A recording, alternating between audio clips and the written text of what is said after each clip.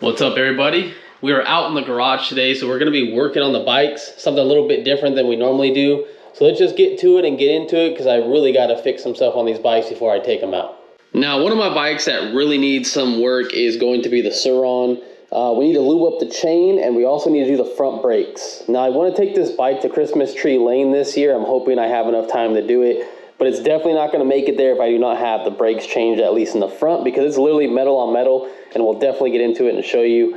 And then also, the brakes on the Super 73 in the front are totally shot. I think we might as well try to do the back ones too, or at least take a look at them. And I have these right here, and I'm actually hoping they're the correct ones because I ordered them from Super 73's website. So they should be the correct ones for the RX. But anyway, we need to get into it and start working on these bad boys. So if you never changed brakes on a Saron, it's pretty simple. There's one little Allen bolt right here. He's got to get the correct tool, which is probably going to be on this side. And these two brake pads will just pop right out, and then we'll just put the new ones in. Just like that. And these will just pop right out. And let's see how bad these are. I know they're going to be pretty bad. All right, yeah, so I can see why they were starting to make noise, because the top of this one is pretty much metal to metal. But I will say there's like a little bit of brake pad there, but it was definitely time to change these bad boys, especially with how fast the Saron is. Dang, can you see that? Holy crap. This one's actually not as bad as this one. This is the worst one, but let's get these things changed out. All right, so the brake pads I decided to go with are the BR-08. They're metal. So they're not the resin or anything that I was currently running, but these should last a little bit longer. They just won't stop as fast. I got these on Amazon, so you guys can definitely pick up these, and they're pretty cheap. And I got two of them, so we could do the front and back. But I think for now we're just gonna do the front because I do have better brakes in the back, and they're holding on pretty well. So let's put these in, and we'll see how these work when we do a riding video one of these days. All right, so looking at them side by side, you're definitely gonna tell that the new ones have more fins, but they are definitely shorter, while these ones have really big heat fins. So I do think that the Shimano's are actually going to be better for heat dissipation. I'm hoping these last okay. And I did notice that these are the Shimano metal ones. So the part number on these is HO3C for the metal. I think the resin ones are the ones that I have in the back that I haven't changed yet. But these should definitely still do good, I hope. Anyways, I'll put a link down in the description so you guys can check them out and buy them. But if you guys want to wait for my full review on them once we actually ride the bike, then you can wait for that. But link down in the description, you can bookmark it if you want. No, I know a lot of people aren't going to tell you this because it is not the correct way to do it. But if you get a huge flathead and you can't get your new brake pads in because the piston's kind of compressed a little bit, literally get this in here and you can literally bend this to the side. And as you bend it to the side, you're pushing in the pistons, but keep in mind you can damage them, so I'm not saying to do it this way, but I have been doing it this way for a while. Once you get them all pushed in, your pads will slide right in. And just like that, both of our pads pop in there. Now we just got to get this one little piece right in here. Sometimes a little difficult just in case that bracket moved, but nope, ours went right in. Just got to tighten that up and we're done with the front brakes. One thing I do recommend is loosening this bracket. So you're going to see that this is pretty loose right here.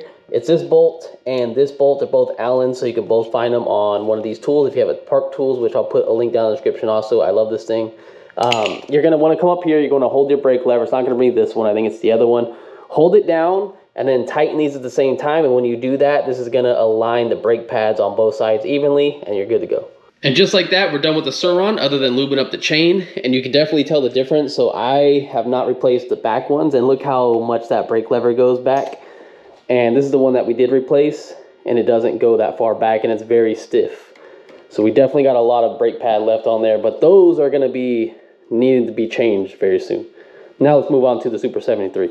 So it looks like we have almost a completely the same setup as the Saron. It looks like we have one Allen right here. Looks like you have a little retaining clip right here that I removed on my Saron. We might remove it on this one because I don't really care to use them. But anyways, it looks like exactly the same setup, so it should be super easy. And if you really get a good look at this rotor, you're definitely going to see that metal on metal has been happening. So that is not good whatsoever. But I will say, we have had a 72 volt system on this bike for I don't know how long, probably 600-700 miles, and I had about 300 or 400 miles on it before I even went this route. And these pads have never been changed. So I know a lot of people say you might want to go to a different brake setup and all that stuff, and I get it. But these pads have actually lasted a pretty long time. Let's get into it and change them. And so same thing we did on the Saron. Remove this, and then we should be able to pull these pads out, which are really deep in there than I noticed. I'm not exactly sure how people are getting these out easy, but yeah, we're definitely going to have to dig these out, I think. They're definitely really far in there. I probably didn't do that correctly, but let me put the camera down. Seriously, there is no really good way of getting these out. Now, I got this one out because I used this to put into the hole, and then I bent it on this bracket to kind of pop it out. And then the other one is far deep in there. So these are not as easy as changing the Saron brakes. Looks like this one made a run for it. It came to the other side somehow. All right, success, finally. Let's take a look at these pads and see. Definitely worn down. You can see that spot right there, little off center. That's a completely bald spot right there. So that's where the metal is coming in contact. That one's gone. This one was almost about to be gone. This one's pretty much there, but still would have had a few miles left in it, maybe 50 to 100. But yeah, we just need to replace these. So these are the ones that I went with, TRPs. And here is the back, so you can have the part number just in case you want to look them up for whatever reason. I got these directly from Super 73 themselves. Super expensive to get front and back brakes for a bike like this. I mean, everything's going up. This bike is now $4,000 pretty much in the beginning of 2023.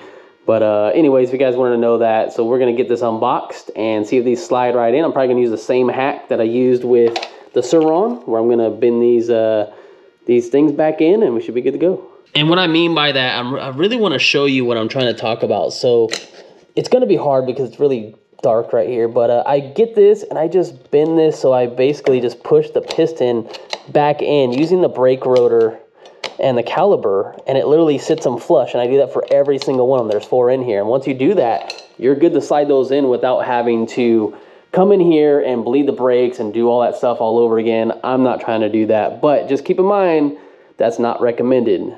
So I'm just letting you know that right now. You could damage something, but if you want a quick way to do it, this is the way I've been doing it forever. So I don't know what it is, but these are green and the other ones aren't. I don't know if that's just how they are now, but it looks like they're all green. So I'm not 100% sure with that. Unless that's like a break-in material right there. I don't know, and then it goes to that. But definitely you can see this definitely has some pads on it, brand new compared to this. So let's slide these in and get it all going. All right, and those look like they're in there as far as they will go. We just got to get this little piece right here. This will align everything up. Sometimes you just got to jiggle it, and that's pretty much it. We just got to tighten this down. You can put the retaining clip on the back if you want, and boom, our brakes are done in the front. Super easy, but I will say this bike is harder than the Saron. Another win for the Saron for sure. I love this bike. And one last thing I'm going to do, I loosen those brackets up so this is loose. And then we're going to hold the brakes, and then we're going to make sure that these are seated properly on both sides with pressure on both sides. So then they should wear down evenly. That's the reason we do this. On this side, it's a little bit easier to show you so I can hit this brake at the same time and video it. So as I'm hitting it, you can see that it is moving. So basically we're just going to hold this down. I need both my hands, and then I'm going to tighten those 2 bolts at the same time. Oh yeah, that is such a nice feeling. Those are nice and firm. Now compared to these, they just feel mushy. They still feel nice and firm because they were hydraulic, but I mean, you can definitely feel them going down a lot more than these. So these just feel fantastic. All right, so now we're gonna go back to the Saron, and I need to do the chain. So I use this stuff. It's called Chain Saver. The reason why I actually use it, my dad bought it for me, but there's many different things on the market you can use. But since he got me 2 cans of this, I'm now on my 2nd one. I've had my Saron for, I don't know, 1.5 years since he sent me these bottles. So you don't really go through them too much, but I would say, depending on how much you ride, since I use mine almost every other day, I probably would do this every month, but you don't really use a lot of this product. So you'll just spray it on there and just rotate the crank and clean it at the same time. It's pretty simple to do. I will say the main reason why I actually like cleaning my chain is it actually makes your bike a little bit quieter, and obviously it's going to save your chain regardless, but I mean, I just like the fact that it kind of quiets the bike down a little bit. When your chain starts getting very loud, that means it's very dirty. Now you can decide if you want to use this or not. I don't use it just because after I use it the first time, first off, I can't put the lid on the bottle once I have this on, And second off, I lose it. So unless I tape it to this or use the original tape that this was held on to the bottle, I lose it. So I'm just gonna not use it and we're just gonna spray it. All right, so this is how my chain looks. And if you see, I got 2 chains actually because we have pedals on our bike. I'm not talking about 2 chains, the wrapper. But anyways, this is a gold chain, so that's kind of why it looks the way it does. What I normally like to do is get all this like gunk off of the sprocket. That definitely helps. But for now in this video, I'm just gonna get most of the chain lubricated because we got that long ride I wanna do for Christmas Tree Lane. So just get to spraying it. The only thing you wanna do is make sure you do not spray this on your tire whatsoever. You definitely don't want it on your tires because that can be a potential hazard if you slip and fall, because this stuff is not made to be on tires. So just keep that in mind. All right, cool, and that's pretty much it. That's how my chain looks after we cleaned it. I also cleaned off the sprocket a little bit. I will say that my chain is a little bit looser than I would like it to be. I've noticed the tighter my chain is, you don't want it to be super tight, but when my chain is pretty tight, I'll notice that my torque is like instant when you barely hit the throttle. And when it's kind of loose like this, you have a little bit of play in the throttle when you move it. It's not as like twitchy. But I think I'm just going to leave it for the time being because we're not going to go through and torque these down again. But I'm definitely debating if I want to do the rear brakes right now or not. But I think I'm just going to leave them and I'll do it another day. Now, other than that, we haven't really talked in the garage a lot about all the stuff I have in here. Now, I still have the AT2 from Wowgo. This is one of the most comfortable skateboards you can ever get on the market. Trust me. If you guys want a cool skateboard from Wowgo or any company, this is probably going to be the best for comfortability. Not the most powerful, but definitely good on long rides. Then I have the Model A from the Electric Bike Company. This is a pretty awesome bike for an entry-level e-bike from them with some very, very cool features. I made a review about it and I actually love the bike. I definitely love it. Their paint looks nice. The quality of it looks good. Has backlit buttons right here, which is pretty sick. We also have another electric bike company right here. This is the Model X, if I'm not mistaken, but it's fully customized. So we got the 2 motors. We got one in the front. We got one in the back. Have 2 batteries. We got one right there. We got one right there. Everything was customized the way I wanted it. So that's why I haven't got rid of that bike. I've had this bike for the longest time. This is actually the longest bike I've had in my garage that I didn't pay for, that I got for free. Now, the Saron, Onyx, and the Super 73, I bought those with my own money. So we're definitely not going to get rid of those. But I also have the Model F from the Electric Bike Company. It's pretty much looking like an Electric Bike Company garage right now. But this is their foldable version. I still have this bike. I'm actually selling this one for $1,300. I think the regular price is like $1,800. Plus, it comes with a basket and a rear rack, which is extra. So it would make this bike actually over $2,000. But definitely trying to get rid of this one right now. I'll probably sell this one soon. And I'm really debating if I want to sell this custom blue one with 2 batteries and 2 motors, because you can't get a dual motor battery setup with electric bike companies yet. And then obviously we got the Saron. We know about the Saron. We'll go back to it a little bit later. We got the Onyx. This is a shorty Onyx. Love it. Super 73, 72 volt. And this is the bike I'm thinking about keeping over that dual motor setup, because this is one of their beauty bikes. And it has some very cool features on it. Now, we're going to be reviewing this very soon. I have it charging because I'm planning on doing the review very soon. But this thing has an electric horn. It has turn signals, front and back. You have a cool display. This display has a little infrared thing right here that knows if it needs to turn the headlights on automatically. You have a high beam and a low beam.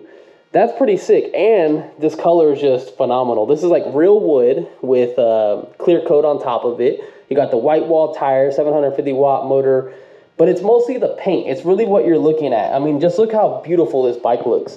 Then you got the basket, and then look, see, you got the headlight down here for the high beam, and then the low beam.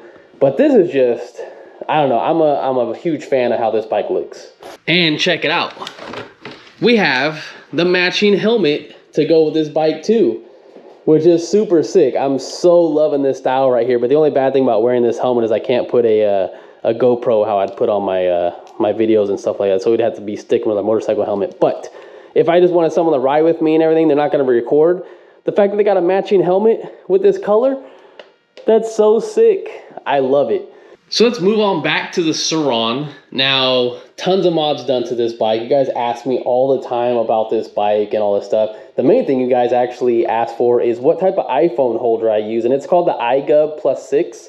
You can get these on Amazon. I'll put a link down in the description so you guys can check them out and buy them. I use this on every single one of my bikes. So we got one here, we got one right here, we got one here in red to match the Super 73. And I think I have 2 more in the garage just in case I want to throw them on any of these bikes that I get so I can test out how fast they are, because sometimes you can't go off the displays and everything like that. And then I just kind of put them off to the side and use them whenever. But I would say that the Saron is obviously my favorite bike. I would say the Super 73 is next. This is running a BAC 8000. You also have a 40 amp hour battery from Lightspeed. I would like to see like a 42 in here. I would like to get a little bit better range. That battery is already very tall enough as it is. But I would actually like to up the voltage on this bike too. I like to go to like 80 volts or 82 volts, 84 volts, somewhere around there. I want to get a little bit more power out of this bike. And the coolest feature about this that you guys probably don't even know about is it has working brake lights and all that kind of stuff that I installed from Wheel Gundam. And it uses this cool little magnet feature. It might look ghetto to some of you guys, but this magnet comes in contact with this. So as I hit my brake lever, then the brake light goes off. I have a brake light right behind the license plate. And it's pretty cool. It's a very cool feature. And I also have daytime running lights right here. But for some reason, this side doesn't work. I have no idea. Then we got the Fisher Fab house light in the front. Love it. One of the best things I bought for the bike. You can see so well. Even though it is like a $200+ upgrade, it's definitely worth it. Now on to the Onyx. This is the shorty version of the Onyx. So if you look at both of them, look at like the Super 73 and that, you're going to see they're almost pretty much the same height. I would say the Onyx is slightly lower.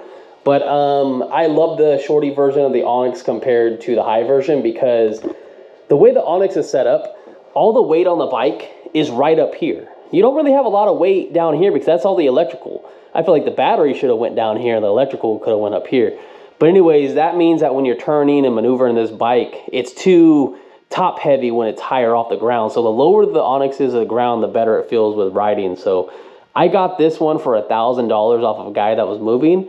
And I did some customizations to it. I cleaned up the headlight. I got these turn signals, which I'm actually not a fan. I never told anybody, but I'm not a huge fan about them because they hit this wood cover right here, and that's why they're bent so far back. I would like them to be like straighter. So I'm thinking about one of these days getting the stock ones that go right on this bracket and going back to the stock setup. But we also have the same brakes in the back. I like them in the back, just not in the front. But this was a cool bike because I got it for $1,000 and I kind of fixed it up. And it has a 55 amp hour battery from Chai Systems. And I also have a discount for that battery too. I think you get like $150 off or 135, somewhere around there. But a huge battery. This is the most range I get out of all the bikes in this garage. This thing will get legit 50 to 60 miles riding in traffic, doing about 40 to 45 miles on average. That's if you don't hit it at every single light, like flat out. That's if you just go with the flow of traffic. You're definitely going to get some good range. Now, the Super 73, it's probably my favorite bike to ride for style points because everyone looks at this bike. It's so customized. I love the way it looks. You wouldn't think this bike goes that fast. The motorcycle tires, I never worry about getting a flat. And I just like the fact of how it looks. Once you kind of customize your bike, it's kind of like customizing a car. And I kind of made this look the way I wanted to. I still got to put the side panels back on. They're actually sitting over there on that skateboard. But it's a cool look. But there's so much more I want to do with this bike. I feel like the motor's perfect. It's a huge motor. It's pretty much the same size as the Onyx, if I'm being real. It actually looks bigger than the Onyx, but it's good enough to handle a lot of power. So I feel like all I need is a new battery and a new controller, and I should be able to get this thing to like 60 miles an hour. I feel like that's something I want to do next. And I would definitely be taking my Super 73 more if it had a bigger battery, but since it only has a 32 amp hour battery, and this one has like a 55, and this one has a 40, I feel like this one is great if you kind of take it easy to get to your location. Then you can kind of have fun, but then you gotta want to take it easy back, just depending on how far you go. So I feel like if I had a bigger battery in this, I would feel more comfortable taking it long distances. But that's why I kind of stick with these two if I got to go very far. And then we also have the EOVan skateboard. So keep in mind, I'm going to be actually doing some more videos on this skateboard. The company just sent me their belt drive system for the back, and I haven't got it yet. But I guess it's going to replace these tires and all the stuff in the back. And I guess whatever it is, it's like a direct drive system. So I don't know if it's going to be all gears in the back or it's going to be all belt. I don't know exactly, but it's like a $550 kit. And they're sending it to me right now. So hopefully we'll get it soon and we'll do some reviews on it. So keep in mind, this skateboard is still going to be in the videos. And this skateboard is like insanely fast. My buddy rode it, he fell twice. And I'm pretty sure you guys seen that in a video. If you haven't, you got to go back and watch it because that thing has 7,000 watts of power. Insane. I have a little skateboard. But other than that, what is there really to say? I know you guys wanted to tour the garage and kind of show off some of my bikes. And honestly, it's looking like an electric bike company showroom in here because I got 4 bikes from an electric bike company. And then I just have the Super 73 Onyx and the Saron. And other than that, I do have some motorcycle gear and equipment over here. I'll show you. So this is my motorcycle jacket, but I don't have a motorcycle, so I use it for my e-bikes, but mostly my Saron, Super 73, stuff like that. I'm not gonna wear it when I'm using, you know, these little bikes right here, but this is a very good jacket. We also have the Beyond Riders Ultra Protection jacket right here. And then you also have their flannel jacket right here, which I use. And then we have some Kimimoto gloves right here, which is pretty nice. They're heated, so you can just hold this little button right here. And the batteries are still good on them. I haven't used them since last year, but now that it's pretty cold right here, I might start bringing these out. And I actually, for Christmas, just got new gloves. So check this out. So these are the ones I have been using, the Alpine Stars. And you guys probably been seeing, I've been complaining about these forever. The Velcro doesn't hold on very well. It just kind of slips off. But I've had these for such a long time, and I understand why. So these might be some backups for people if they want to ride with me. These are very good for protection. But my girl bought me these.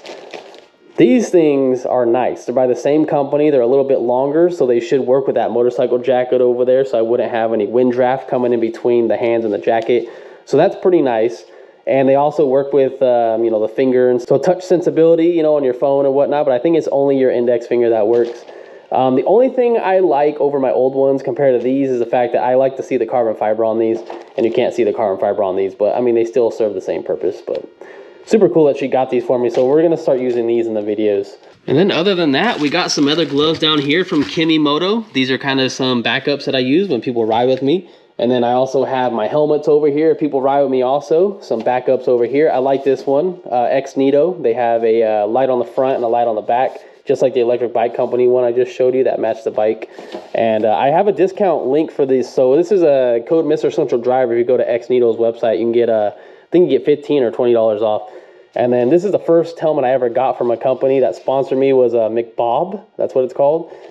Very first helmet I ever had a company send me, so that was pretty cool. And that's pretty much it, guys. I mean, I could ramble on all day in my garage talking about all this stuff, but I know you guys wanted a video of it, and hopefully you guys appreciate it. I need to do some work on my bike, so we'll try to come in here and work on our bikes whenever I need to do some more work.